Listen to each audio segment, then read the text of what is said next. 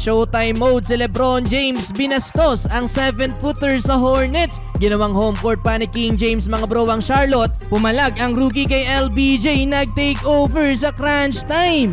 Lakers versus Hornets, susubukan ng LA mga bro makakuha ang pangatlong sunod na panalo. Wala sila Melo Ball due to ankle injury. First quarter, maganda ang simula ng opensa para sa home team. Ish Smith 6 straight points, sinundan naman niya ng 5 straight points ng rookie na si Brandon Miller. Sinayawan pa mga bro ang depensa ni Austin Reeves. Lamang pa ang Hornets 11-4.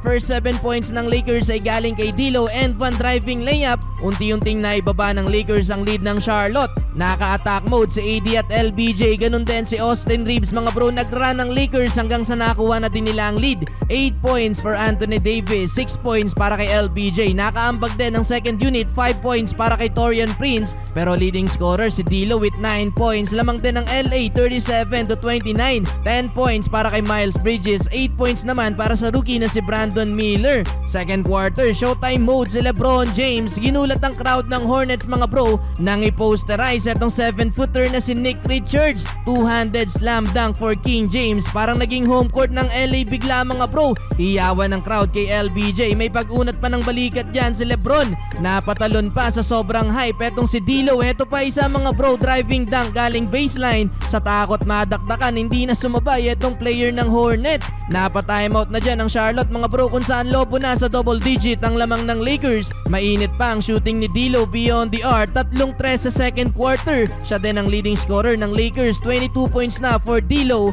Total of 17 points naman para kay LeBron James na pumahabol pa ng tomahawk dunk. 12 points para kay Anthony Davis. Tambak na ang Hornets mga bro, 74-58. Entering the third quarter, tuloy ang pagangat ng kumpiyansa nitong second pick na si Brandon Miller. Naibaba nila sa 11 points ang lead ng LA. Dalawa sila ni Miles Bridges na todo kayod sa paggana sa opensa para sa Hornets. Nadakdakan pa ni Bridges etong si Anthony Davis, 30 points na so far sa third quarter etong si Bridges. Pero mas marami nga lang tulong ang Lakers. LeBron James driving layup, nakaagaw pa ng bola si Austin Reeves na nauwi sa dunk ni Hachimura. Back-to-back basket naman ang pinakawalan dito ni AD.